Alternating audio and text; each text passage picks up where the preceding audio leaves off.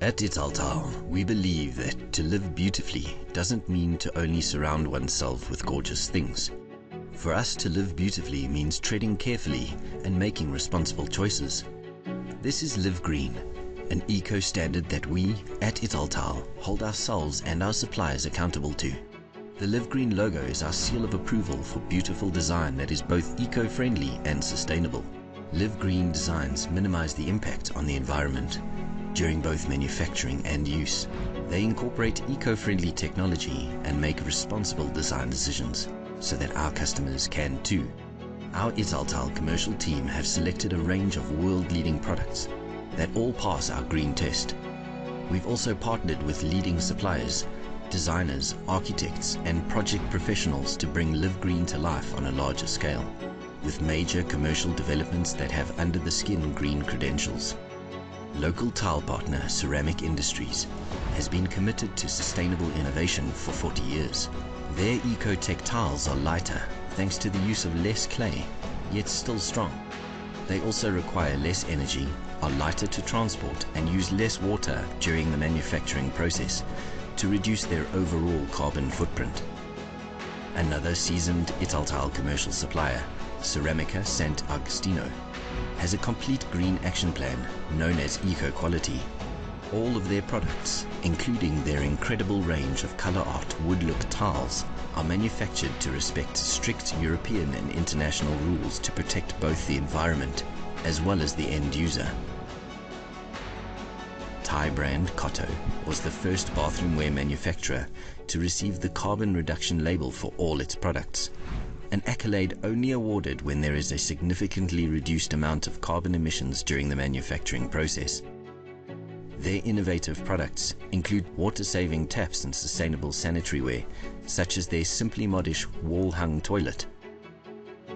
The name Laufen is synonymous with award-winning perfection and the design and manufacture of beautifully green products. All Laufen products are made in line with Italtile's Live Green ethos, from their LCC surface finishes, which interact with the natural forces of water, to their rimless toilet technology for effortless hygiene control and game-changing Ceramic, the world's thinnest ceramic. Idraul has been designing and manufacturing taps, sanitary ware, and accessories for public and commercial places since 1970. Today, they specialize in highly technical, resistant, safe, accessible, hygienic, and environmentally friendly products.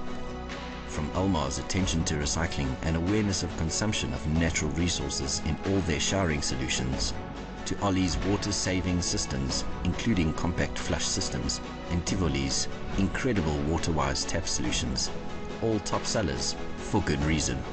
From green suppliers to green projects, Italtile Commercial is proud of the many building projects we've been involved in, including the Falcon Building, part of Menlin's main mixed-use development, the APSA Building in Cape Town, Aardweg Medical Centre, and the Nelson Mandela Children's Hospital. Even our own new stores are designed to be as environmentally sustainable as possible. Reducing our in-store energy consumption, exploring eco-friendly materials for the construction of green buildings, and keeping a close eye on our carbon footprint. Fashions come and go, but sustainability will always be trending at Italtile, because green goes with everything. Live Green.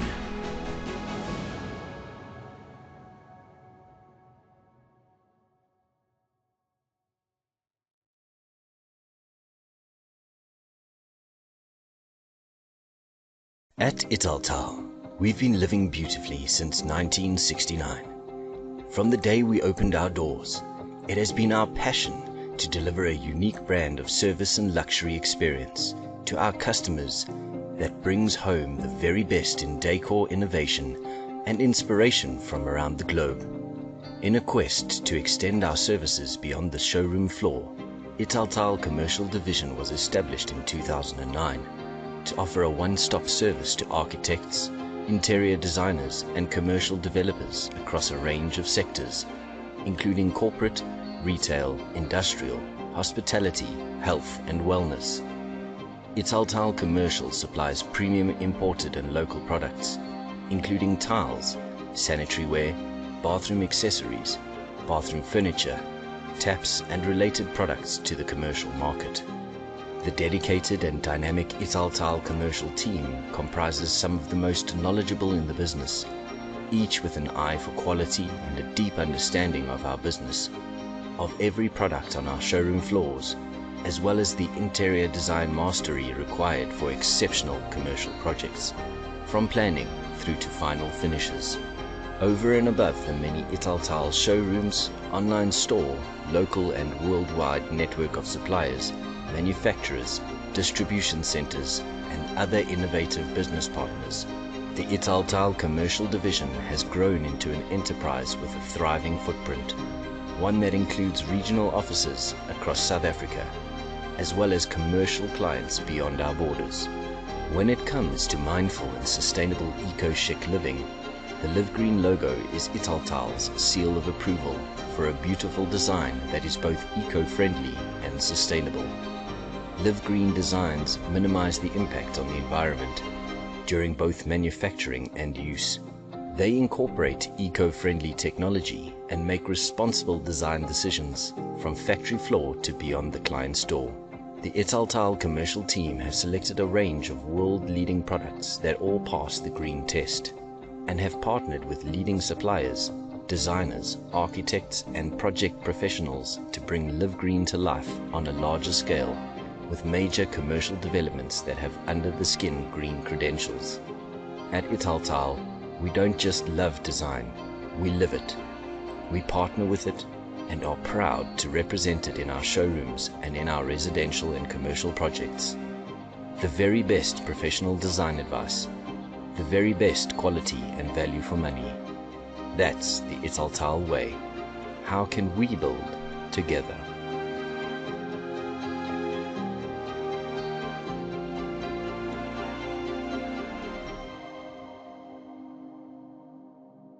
Hi, Karina. Thank you so much for everything and all the arrangements to assist this webinar. A lot of you would have attended our first webinar, part one of our Laufen Hotel webinar, where Ilko Hussein actually went through a number of presentations and gave through his information, his skills, his knowledge, and I think it was hugely valuable. And then running off that, based on the positive feedback we received, we've then decided to make a part two, where we actually decided to have South African representation as well as Ilko back with us, just to cover roundtable discussions and some of the queries and questions that did come up. Hugely valuable to the industry. And so I'd like to welcome Ilko Hussein, who was recently retired, the Director of Laufen Bathrooms, and then Madre Meyer, who's the Creative Director of Source IBA. Welcome, gentlemen. Hi. Hi. Lovely to see you both again. Thank you so much for joining us. So both these gentlemen have been in the industry for many years, and I think the expertise in the hotel and hospitality is absolutely critical and crucial to the information that we're going to chat about today. Again, gentlemen, very easy, very open plan. So I'm going to throw some questions around and you guys can jump in and we can have some discussions. And then to the attendees, if you do have any questions, what you can do is just pop it in the question box and then we'll get our two gentlemen to answer as well. Okay, if we can just hit off. So the first one that did come up on one of our topics was, what would professionals, talking about architects, designers and QSs, need to consider when taking on a hospitality project, especially if they should have more experience in the higher end luxury home developments and not as much experience in the hotel developments? Sure. So I take it that's for me a little bit more. Since we work almost exclusively in that environment, I would say hospitality design kind of has a little bit of a foot in both of those arenas. So I think what we deliver often feels like it belongs in the luxury, it sits closer to the luxury home development, but really at the end of the day, what we are first and foremost is a commercial design practice. It is something that with very real budgets and deadlines and with a real business plan. So when we employ, we look for people from a commercial background that have worked in other commercial design practices. I think often in residential, there's a larger space for sentimental value, for people who can fall in love with things. In our realm, we can't do that. So so I would say it's more important to have commercial design, a commercial design background, and that can translate to this. So it's the understanding of real budget, real deadlines. You know, people also often mistake big budgets for frivolous budgets. You know, we have big budgets because we have big projects, but if you break that down line item by line item, big budgets also equate to how large our projects are. So it's about commercial ventures rather than the luxury product that we produce at the end. From your side, if you've got anything. Sorry, yeah, the only thing I would add to that is, Margaret, and this is, I think, where the discipline of having commercial experience with residential experience comes in. I mean, particularly since COVID, what I'm finding as a feedback that I'm getting from hotel groups is that they want to really focus on creating a home from home type of an environment where the guests are made to feel inspired, but also made to feel quite comfortable and relaxed in their environment. And I think the key thing here in achieving that task is being one with the culture and the environment of the locality. And quite frankly, only a local designer, architect is going to really capture that feel. I don't know how you see that, but yes, no, absolutely. So there's been a great move. Everybody's all about you know, like there's been a great move in how we style hotels and how we use them, and how fluid spaces are, the way you would use them at home. You know, sometimes you work at your dining table, sometimes you work in your lounge, and we see the same things happening in hotels. So there's been a great move in the, I'm going to say, the homification of hotels, and you know, so now it starts feeling like it really sits next to the luxury residential market. But I think the practice of the design of those spaces is actually a very different thing. You know, I think often, in especially high-end luxury residential, you know, as a practice, we work in hospitality, but we also work in development and in residential developments. And residential developments versus high-end luxury development is also a very different thing. I think when we talk about luxury developments, there's often space for people to fall in love with things, for budgets to run away with you, for deadlines to run away with you. You know, it's a very, very different animal. You know, the control is a very different thing.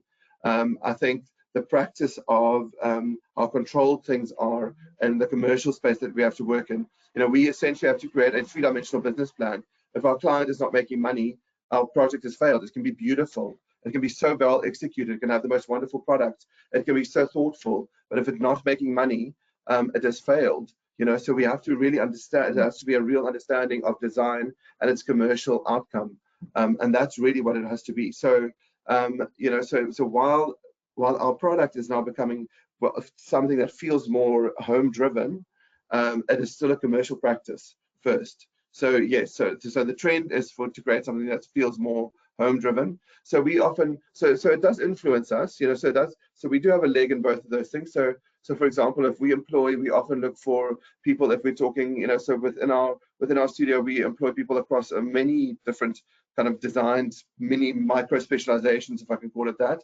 You know, so if we're looking at interior architecture, interior design, stylists, FF&E, you know, that kind of thing. So, you know, for our project leaders and interior architecture, interior design, those are people we would look for from a commercial background. But if we're looking styling and FF&E and furniture selection and that kind of element, that we would probably look for somebody that has come from a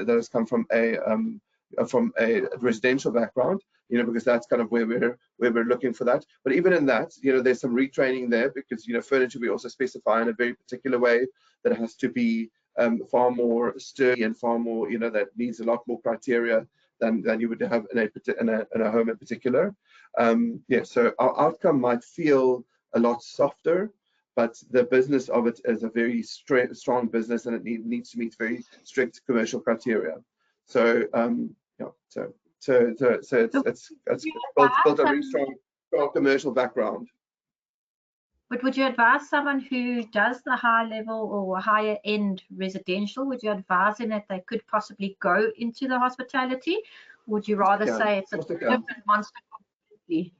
No, of course they can. Of course they can. I think the learning curve is just a little bit, it's a little bit sharper than people might expect it to be. Anything's possible. Design for me, you know, I mean, if I have to be really lofty about it, I think if you can design one thing, you can design anything.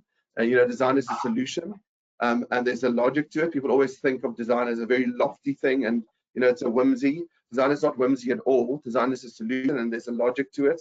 And if you apply proper design principles, you should be able to design anything. So of course you can.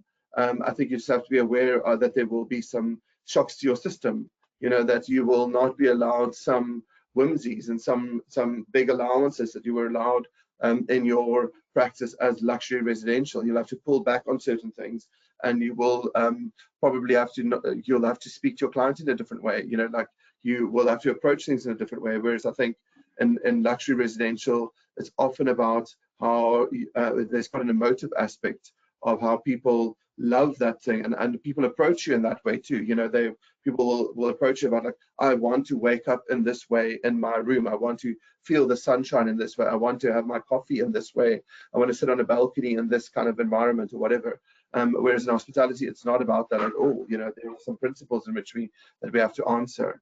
You know, so if you can transcend from any design practice into hospitality, you just have to be prepared for the kind of the shocks to your system. You know, so if you're prepared for it, of course you can do it. Good on. Sure. I don't see any questions following this question that we actually put out there. So I'll move on to the next one, and perhaps Ilke, you can start with this one because you're from the manufacturing side, so you might have that. And then, if you don't mind jumping in, Marjorie, from a South African point of view, because I know, you know, we face a lot of challenges with this, but what processes are managed in supplying certified and tested products? What are the challenges faced if certified products are not supplied? I mean, this is really, really fundamentally key for an international bathroom, an international manufacturer. There's two key things here. It's manufacturing your products to a certain standard, but also working with the right kind of partner to a certain level. So we find that having a professional specialized partner in a particular country will help us framework what kind of certification, what kind of approvals that we need. And this is based on the long-standing history of the relationship. Of course, we have within our DNA, we have our own standards of what we deem to be quality, etc., etc. But this is meaningless as you enter the countries of your manufacturer, because each region, each country may have its own particular requirements, certification requirements, and we have to make sure that we are complying to those standards. And being an international organization, in most cases the most, it's going beyond what's required in the certification, because, you know, why are you investing in a brand that is not being manufactured in your country, in your continent? You know, the pressure is on you to go beyond the expectation of what's needed. And I think the certification process is a way of, if you like, filtering out the serious players against the more professional ones.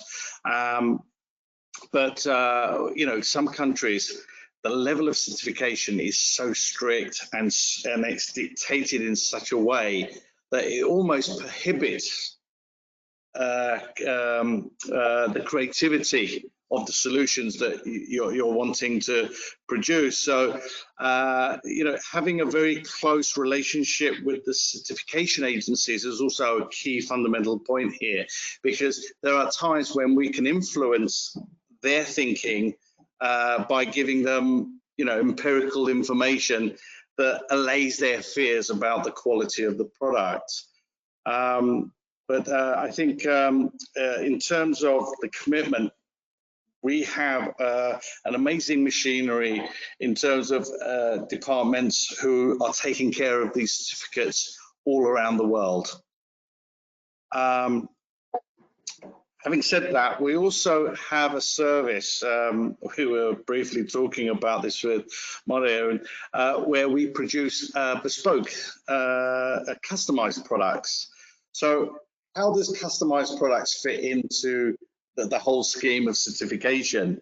Well, again, once we're able to demonstrate the process of certification on standard products, we're able to show a level of compliance or a way of working with the non-standard products as well, so that we can equally get the supporting certification for those products as well.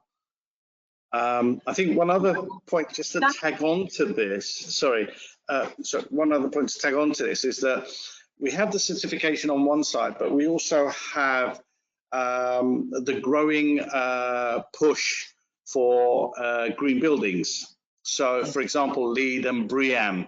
So there's another layer. Can't really call it certification, but there's another layer of accreditation that also comes on the products as well. Understood. I just wanted to ask you though, Ilka, from a manufacturer's point of view, dealing with so many different areas over the world, and you're importing to so many different countries and their specific criteria, does that become quite administratively intense? Wow. Is the word I'm looking for South Africa, for Europe, for, you know, all over? I mean, that must be hugely administratively intense, trying to get those all right for those specific countries. Severely intense, and when we look at countries and we say certification for South Africa or certification for this country, it's fine. But you have countries like America where you have different certification codes for New York, for San Francisco. So, you know, in a country, you may have different regional certification requirements.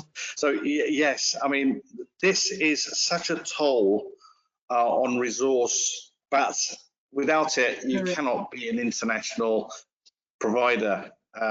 So you have to be prepared to be in for the long term. And I think another point to put here is that when we talk about certification, most of us would take the view that, great, the product's certified, but it's certified for only a given period. Every 3 to 5 years, the certification process has to start again. So just because a product is certified, you know, you have to factor in the time frame that the certification lasts for. So it's reoccurring every couple of years that you have to relook at each of them. Correct. Depending on the countries. But then again, this guarantees, I think, that the products arriving into South Africa, you've got a degree of safety behind it. You've got a degree of confidence that the product is going to work, fit for purpose, and it's going to be functional. Agreed.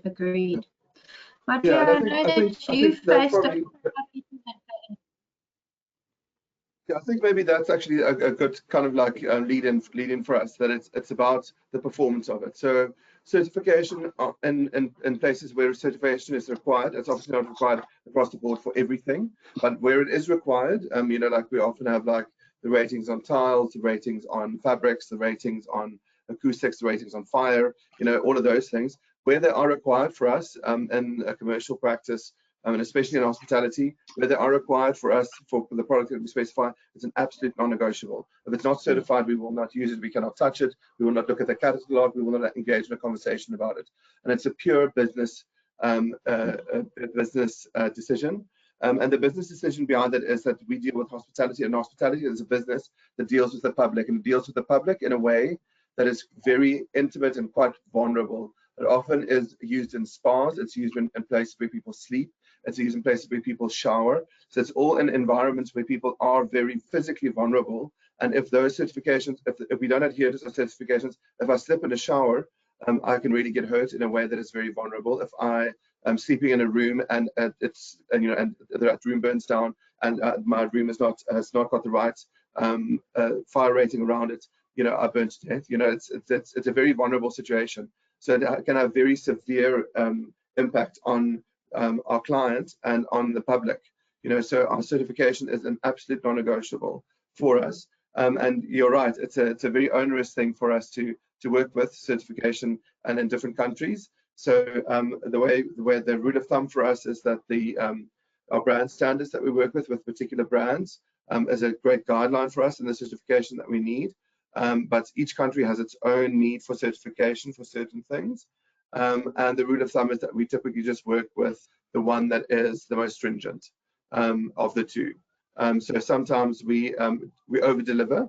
Like in a particular country, there might not be a need for a certain set of certification, but the brand might require it, or the other way around. But we deliver on the one that is the most stringent, because in that way we safeguard our client, that particular property and that particular developer, that should anything happen, should anybody slip in a shower, for example, that they cannot be sued, because we do have a backup certification to say that particular tile was rated for that particular use. Correct. I know that we faced a couple of issues in the KZN region, especially with our taps, is that they had to be SAPS and JASWIC approved, but only in that area, where other areas within South Africa, we had no issues with it. So we had to put our taps through all the testing, all the certifications, all the approvals to make sure we could sell out civilly in KZN. It's all been done now, but I mean, when you're sitting in the middle of a project ready to go, and there's just a complete standstill of haven't got it, wait. Exactly, and it's from a project timeline point of view, to get something, everything can be certified, everything can be done, but if it's like doing it midway through a project, it's terrible, like it really delays everything. So from a supply point of view, it's often very frustrating that you have the product that can work for the project, but if you don't have that right piece of paper, it won't happen. We won't go ahead with it. We cannot go ahead with it. It basically is about insurance. It's about passing the buck at the end of the day. If anything happens, where does it go to? Where does that stop? So that's what's so important when product is developed, that as part of the development process, it actually goes through all of its certification and through all of its tests, and it gets all of its certification already. So when it comes to market, it comes to market with all of its certification already. And it's brought to us with that certification. And I'm certain that with you being almost a central supplier, you need to ensure that all of your suppliers have their responsibilities in line, because initially it comes back to you. The buck is passed to you. So you need to go with trustworthy sources. Exactly. We've just got a question here for Madre, if you don't mind, and we're actually just jumping a bit. This one's from Christina. Do you have any advice for designers that want to transition into the hospitality design space? I agree with you, as an experienced designer should be able to design across various typologies. However, clients don't often translate the designer's skill into their own industry or projects. So I think hospitality design in particular it's a tricky one to transcend into. Unless you have an independent developer that does independent work. For us as a studio, it's taken us many years to get to this place, and that's because we are pre-approved by all of the international brands, and in order to be pre-approved, you need some kind of track record that you can do this work.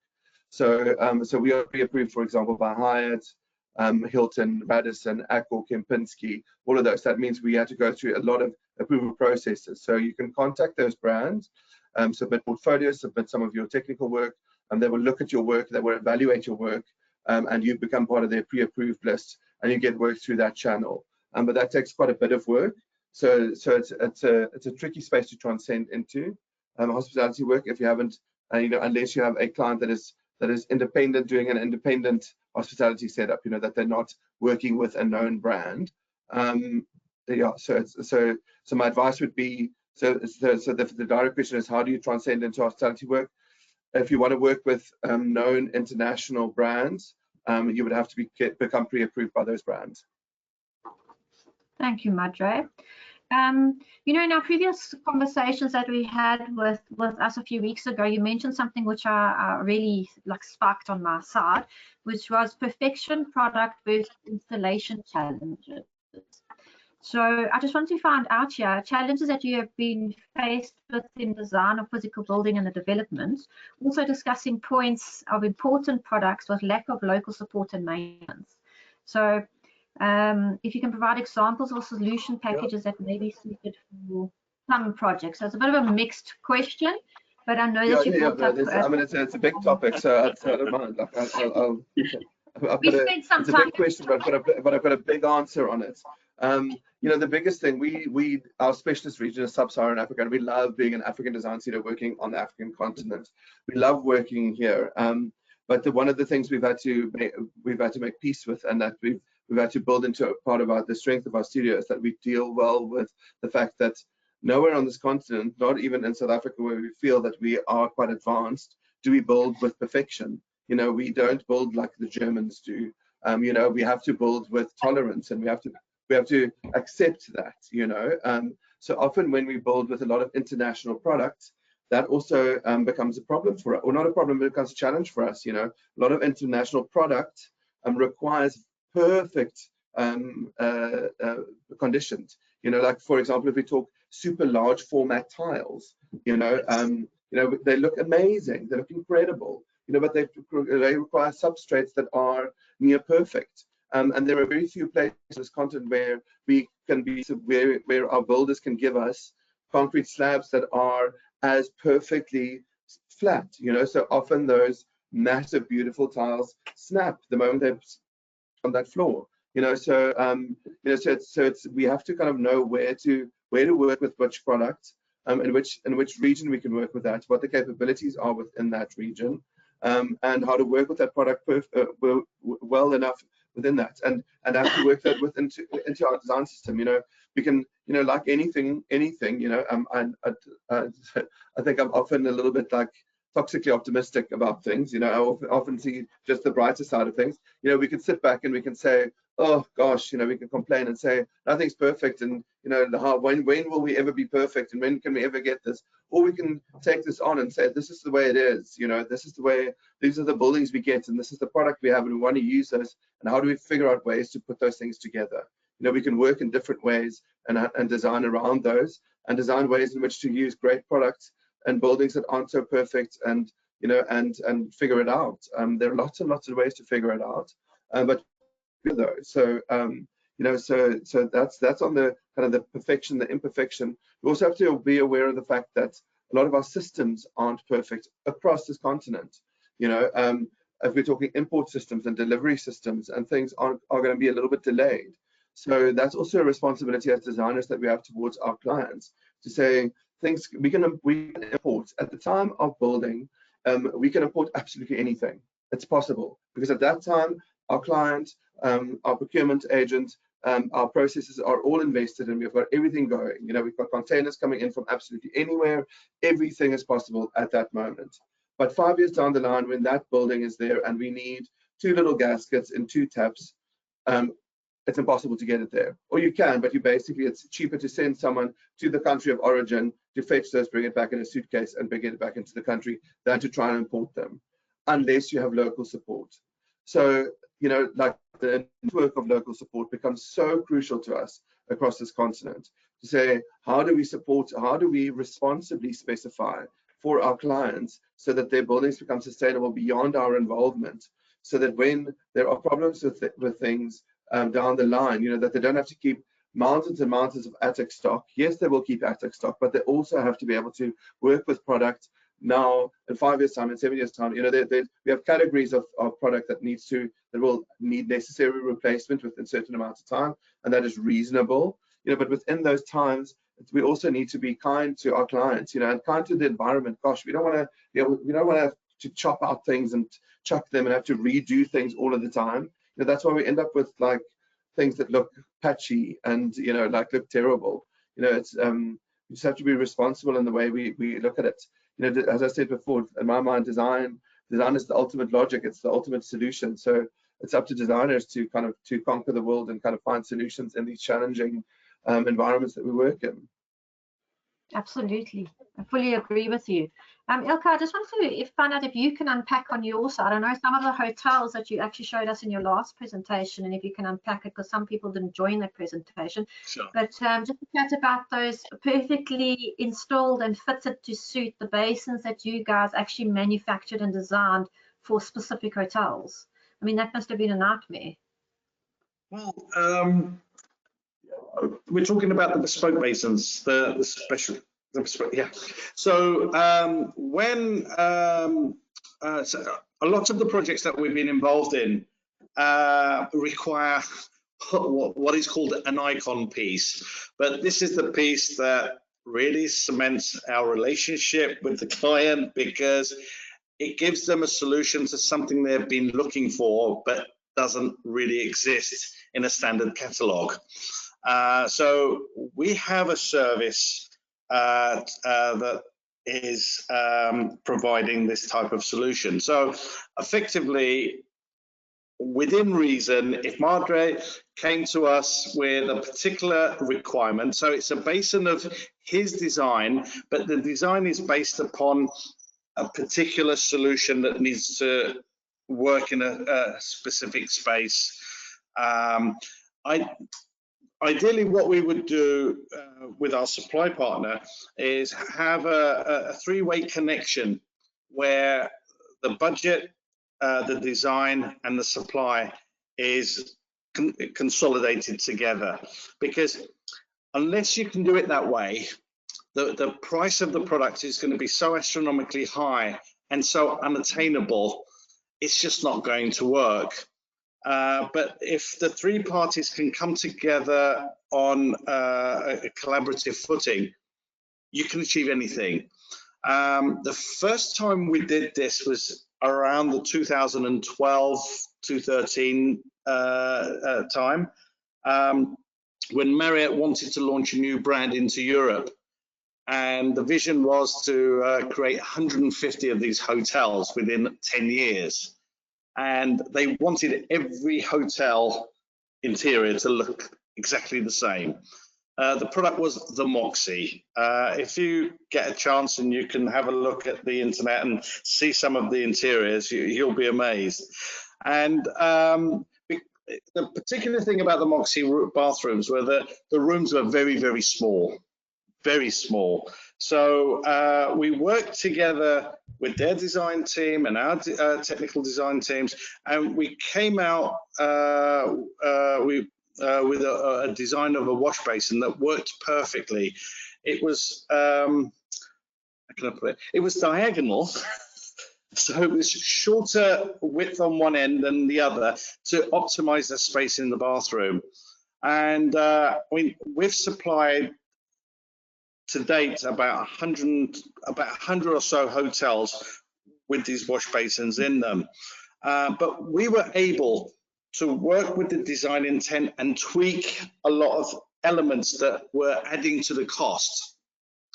We also were able to add certain features that would make the installation a lot easier and, dare I say, a lot cheaper. So working like this is quite intense. So you can imagine the relationship we had with the architects, the relationship we had with the operator, the relationship we developed with the client became more than just a selling relationship. Mm-hmm. And I think it's these type of interlocking elements that really gathers pace. So when Marriott were looking to redesign the Marriott Courtyard brand, they approached us for a similar thing. And you find that things like this tend to snowball. And then you find that other manufacturers see what Marriott have done and they want to follow through as well. Again, it's fully backed by all the quality assurances, all the certifications that are needed. So as Madre said, you're safe to create a product that is unique, but relaxed in the mind that it's safe for you to use, install. And if you and the thing is, because of the situation where we are in control of the molds, if there was a broken piece in 10 years time and they wanted it to be replaced one-to-one, we would be able to create a replacement for them. So okay. This is a commitment that Laufen is really proud of. Fantastic and well done. I mean, I saw some of your presentations and some of those buildings, and they're absolutely phenomenal. And what you guys done there was fantastic.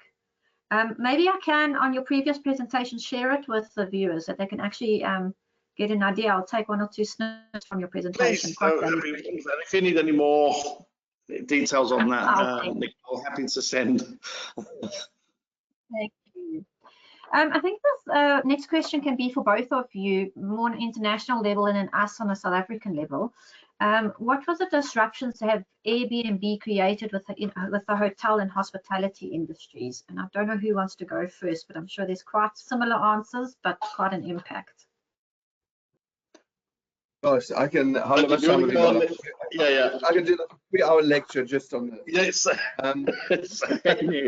Same here. But I think it's broad. You know, it's disruptor of any kind is fantastic, you know, in any design industry.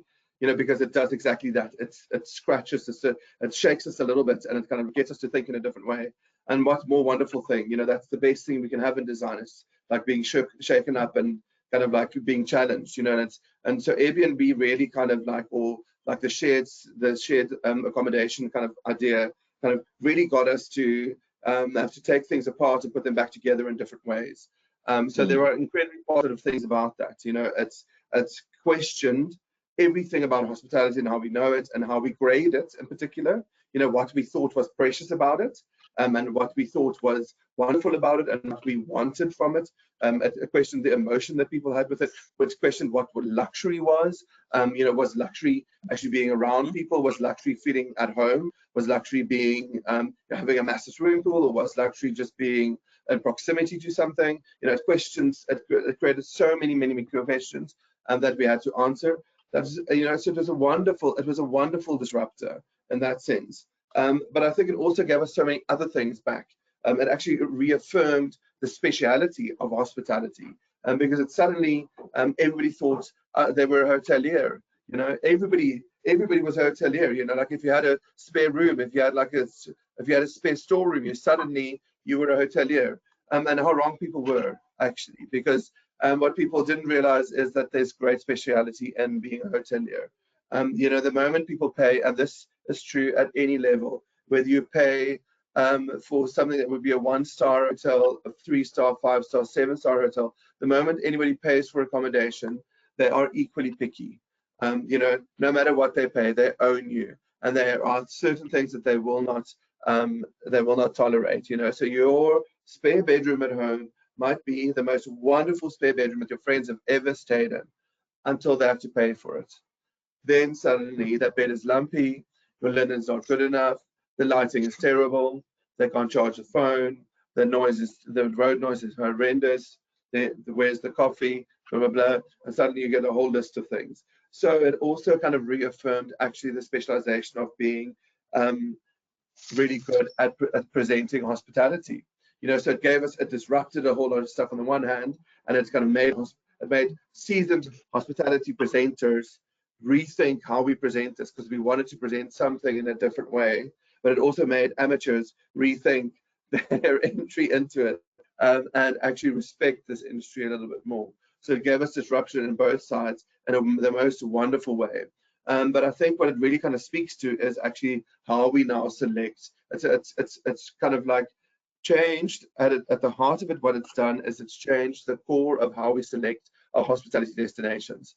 It means that we select hospitality in a different way. We now select places with a lot more emotion. We select to go places not necessarily based. And this is a terrible thing I'm going to say for all of the brands we work with. It's not based so much on brand loyalty, but it's based on an emotive element. To say, I want to say somewhere that's got something unique, something that's got an emotion, somewhere that's got proximity, something that's presenting something that's got a point of view, something that feels personal, something that feels like it's from somebody, that it's from something. Yeah. That's the short version of that 3-hour lecture, but that's it. But I can keep going. I'm completely with you. I think when a disruptor really disrupts, there's only one winner, and that's us.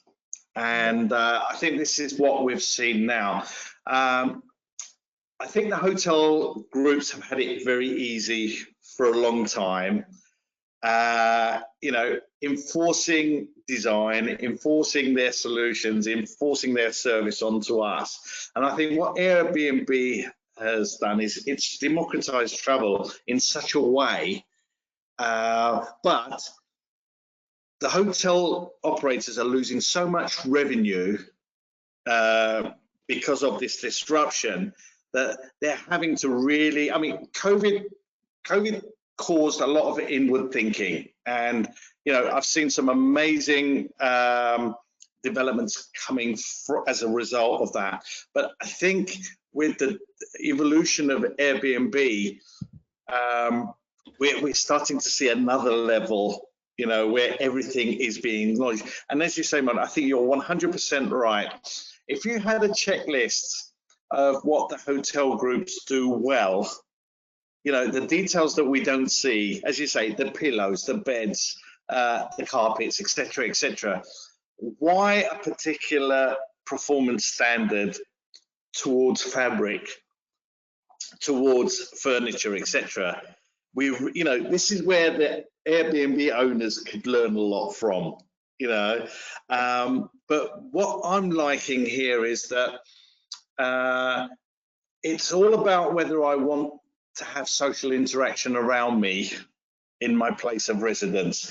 There are times where, you know, you just want to be in a space on your own or with your partner. And there are other times you know, you want to engage in the gardens, in the, you know, in the bar, in the restaurant, etc. And I think, you know, the choice that this has given us is only going to make hospitality better, stronger, but it's also going to make Airbnb better, stronger.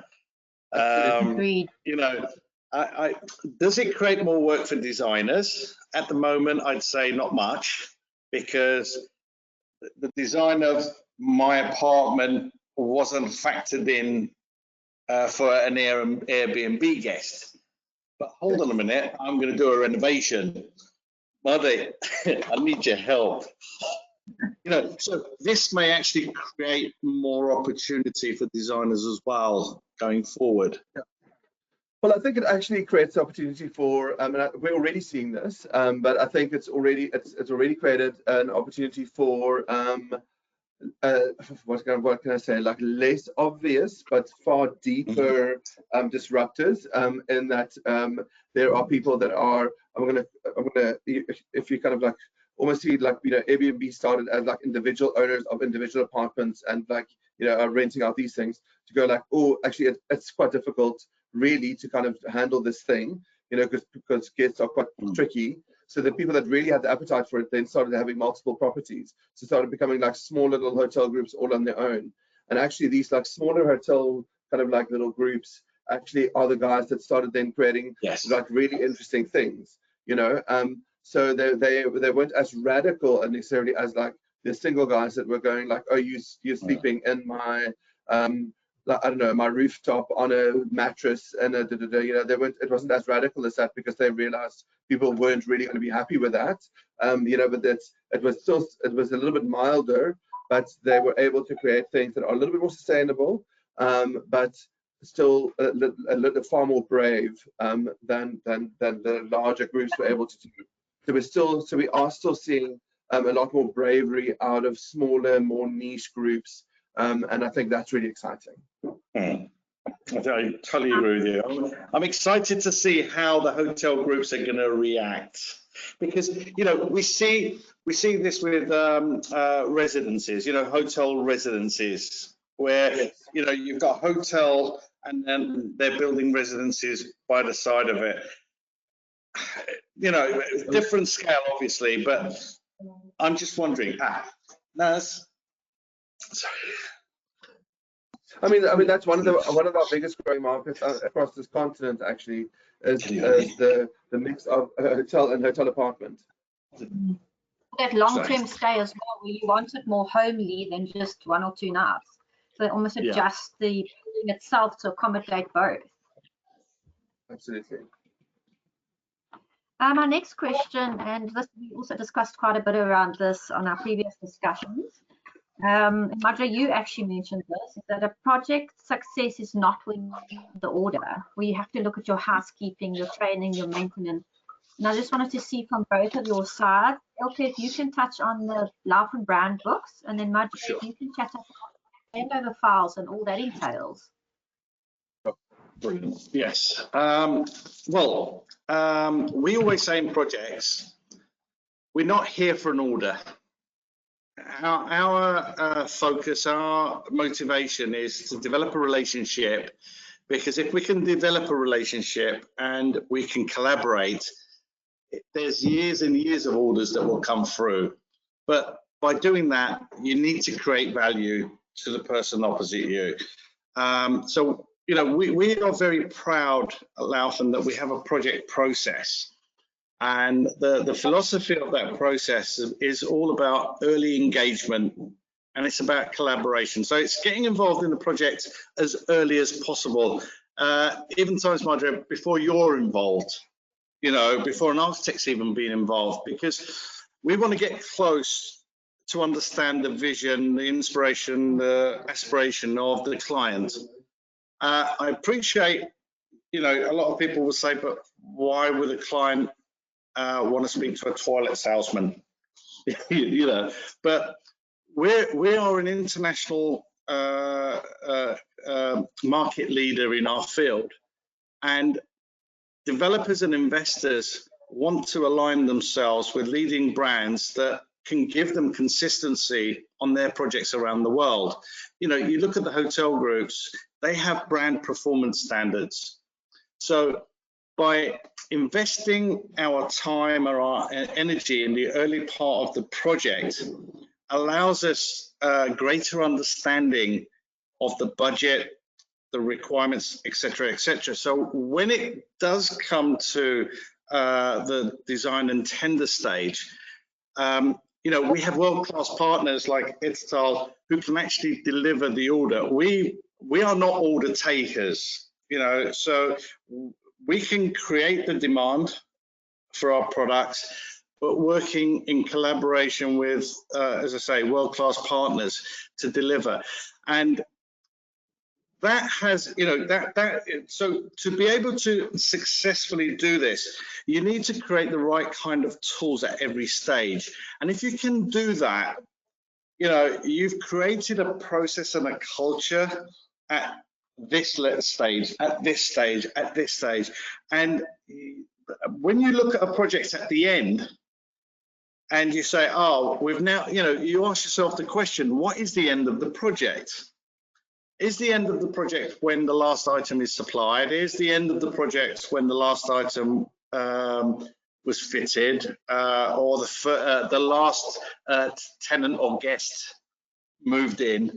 You know, we try and look beyond that, because, you know, once a building is handed over, there are other customers, aren't there? There's the maintenance, the housekeeping. So, you know, part of the question, sorry, Nicola, I'm answering in 100 words rather than a few will do, but the handover manual is just one of those tools that we have in our process to ensure the confidence of our product. That, as Madra said earlier, you don't want to fly somebody to Europe to pick up a couple of widgets because a fitting isn't working. Because of the way we are organized with our partners, you just need to call it Italtile, and they will help you. And they will help you with our support. That's what partners do. That's what collaboration means. And this is really, really key for us. It's about creating this culture. Great. Yes, as I said, I mean, this kind of leads for us, this handover file leads on from what I was saying earlier about certification. You know, we take it very seriously when we specify a product, that it is suitable, that it's fit for purpose, and that will cover all of the bases. You know, we certainly don't want to be the ones caught specifying a product that is not suitable for the application. So we take it very seriously, and we collect all of that information all the way through our specifications. And by the time we hand over this document at the end of the project, it has all of those certifications, but it also includes, very importantly, with that certification, often the maintenance requirements of all of that product. And by and large, I'm going to say, I'll make a very broad statement here. By and large, most of the product that we specify actually have very simple maintenance requirements. It's often like water in a damp cloth, you know, that kind of thing. And we often see that a lot of damage is caused by over cleaning and over kind of scrubbing and over mopping and over bumping things, and you know, like it often is kind of by over bleaching and by like incredibly harsh product used by maintenance or housekeeping within hotel environments. You know, hospitality products has become so kind of advanced that really most of it actually just wants to be cleaned in the simplest possible way. You know, and actually with the gentlest possible detergents. You know, so it's very important for us to hand over these documents to say this is certified for this kind of environment, with the proviso that it is maintained in this particular way and that it's cleaned in this particular way. You know, and we often have that kind of thing with things that are water resistant versus waterproof. You know, if we're talking furniture and fabrics and things like that. You know, and there's always a big fight about that, and it's you know, it's often things just want to be wiped. You know, they don't want to be, you know, and they don't want to be left out, but they just want to be brought, you know, just want to be flipped over or things like that. It's very simple methods that really stretch the lifespan of things. So it's incredibly important for us at the end of our project that we hand over our documentation that has all of the specifications, all of the certification, and it's been done in a very detailed way. You know, it connects to all of our specifications, all of our layouts. It connects to where all of those things are placed within the building as well. I mean, one of the things that we adopted very early on, Andre, I think we discussed this before. We noticed that no matter what was in the manuals, the information didn't get to the right people. So, for example, we would arrange to have a meeting with the housekeeping team, and you outlined it perfectly. You know, you don't need to scrub, you don't need to use abrasive detergents. You know, here, you know, soap and water. Let me show you. You know, and those people were so receptive, but more importantly, nobody had ever gone to them to ask for their opinion or to demonstrate something. So you found that those people became your ambassadors, and they would say to a new person, hold on, no, that's not the way to do it. You know, and that's so important, isn't it? It's so important. You know, we have to define from our perspective, when do we see the end of the project? Exactly, because it doesn't end, you know. So we often find actually that one of the most positive things we can do for the project is, you know, they're often called the chief engineer. You know, what in the olden days would be called the maintenance manager. You know, the chief engineer of the hotel, to bring that person on board as part of the design team already. You know, so they're part of the specification, so they understand what is specified. But also one of the things I think is often underestimated is that how quickly hotel teams change. You know, no sooner is somebody appointed, and we've just gone through all of the specifications with them, and they leave, and all of that knowledge just leaves with them. You know, so we keep this information often in our archive for so long because we constantly ask, could we reissue this handover document to the hotel many times over, you know, in digital format. You know, as maintenance or the head housekeeper or whoever leaves, we're often asked to reissue them. But it's you know, that knowledge base just leaves. It's unbelievable how you know, the turnover in staff and how often that knowledge is lost. Another point I'd like to make on this topic, which I think is quite relevant. You know, we mentioned that we have a project process and we identify the different stages. And I mentioned how important the client at the beginning was or is to us. When we've finalized the project and it's completed, one of the things that we will try to optimize is a project reference or a case study. I appreciate you can't do it on every single one, but you know in your gut when a project is meriting some further attention, because it's a learning. I mean, it's something that we are all proud about, but we belong to a number of awards platforms, international awards platforms, and you know, we support the client in terms of their submission to some of these awards. I know Italtile have been involved with us with the International Property Awards, because South Africa seems to be a haven for submissions for the global event. And you know, I think we've met quite a few South African architects and clients at the gala dinners, you know. But this is another way of elongating the positive of a project. And again, you know, it doesn't end by the project supply. So it's a continuous circle, you know, it's a continuous cycle. Okay, so just for the next question that we have, and it's one of our last questions. If you can discuss all the professionals that would needed. Sorry, just let me get this again. So it's around legalities that need to be covered. So Badra, I know that we had quite a long discussion around this as well. So we designers and architects should be guided to ensure that all areas are covered on the legal side of the elements, with beginning of projects, promoting projects, and completing projects. Yeah, so I think often for us it's you know, like we often find across this continent that we work with developers that are very successful business people. You know, they often own multiple businesses that are very successful internationally, but they're developing a hotel for the first time. And hotels, even within the development space, are quite particular in the list of professionals that we require on board, and a lot of that is to do with actually you know, the certifications we require and the insurances we require for that, you know. So you know, just off the top of my head, you know, you need to start off with a feasibility study. You know, often it's a, you know, especially if we're in kind of in the more kind of northern regions of our you know, of our, with the region that we work in sub-Saharan Africa. You know, often people are building hotels kind of like as a, what can I say, as an expression of their success.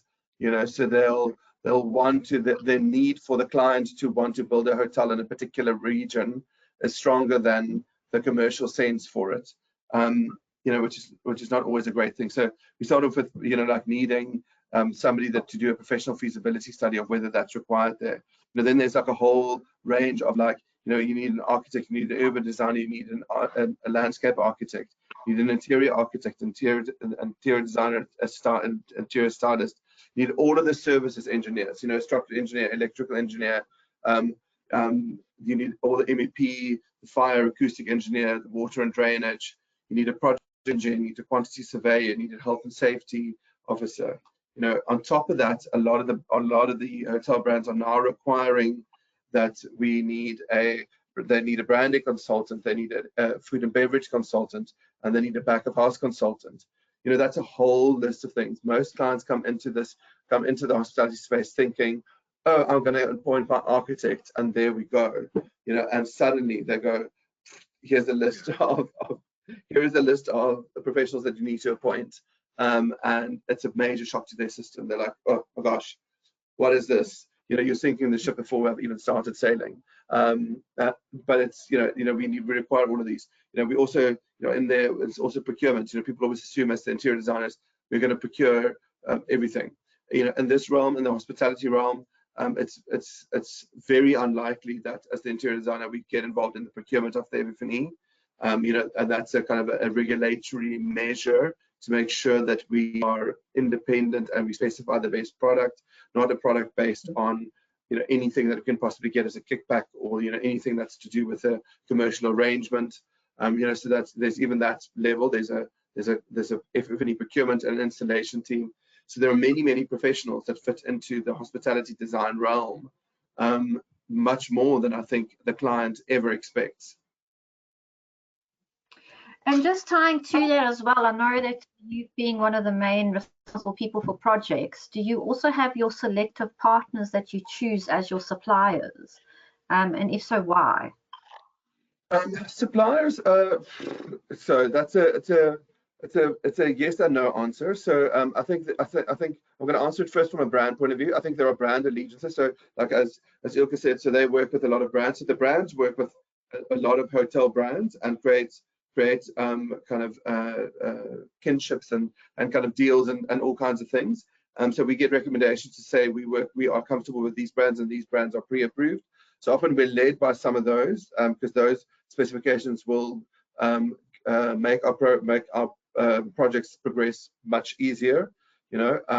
But from our point of view, if I go from the bottom up, you know, if we're talking suppliers, I often get this question, you know, how can we become a supplier of yours? Like, how do we make it easier? And I always just say to everyone, it's as simple as it can be. Just do the thing you said you were going to do. You know, like we have enough lunch, we have enough coffees, we have enough events, we have enough gifts, we have enough things. Thank you very much. We don't need any of that. What we need you to do is do the thing you said you were going to do.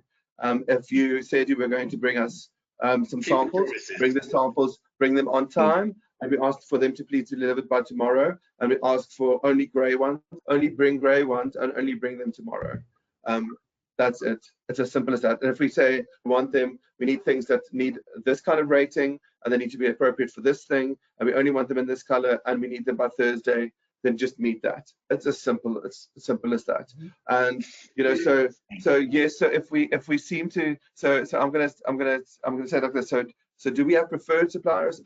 If anybody seems to be a preferred supplier of ours, it's people that consistently give us exactly that.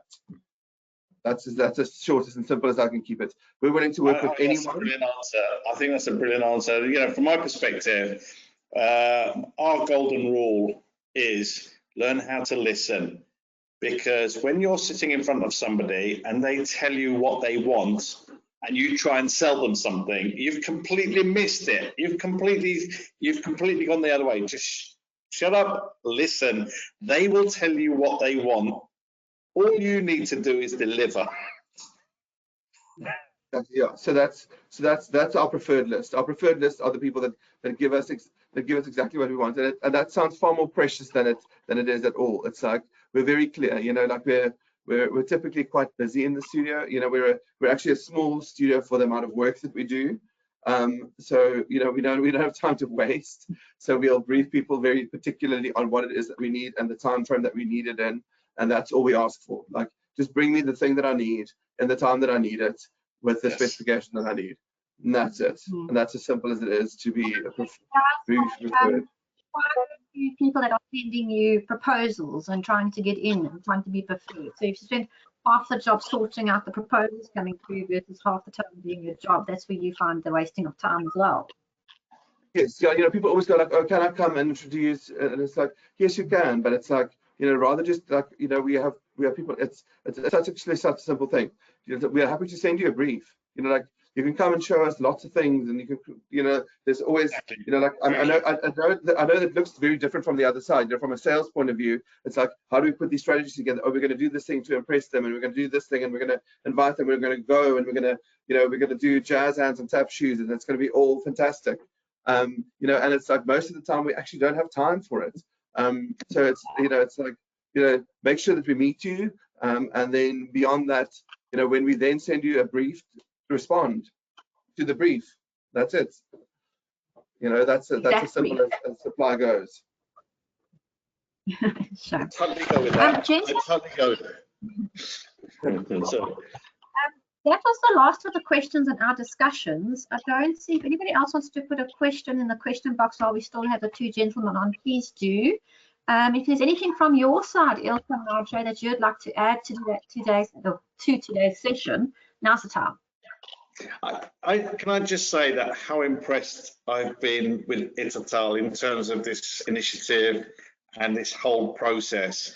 I think the service that you're providing, the education platform that you're providing our audience is really amazing, incredible, and I really applaud you guys for that. And Marjorie, it's been such a pleasure to exchange thoughts and ideas.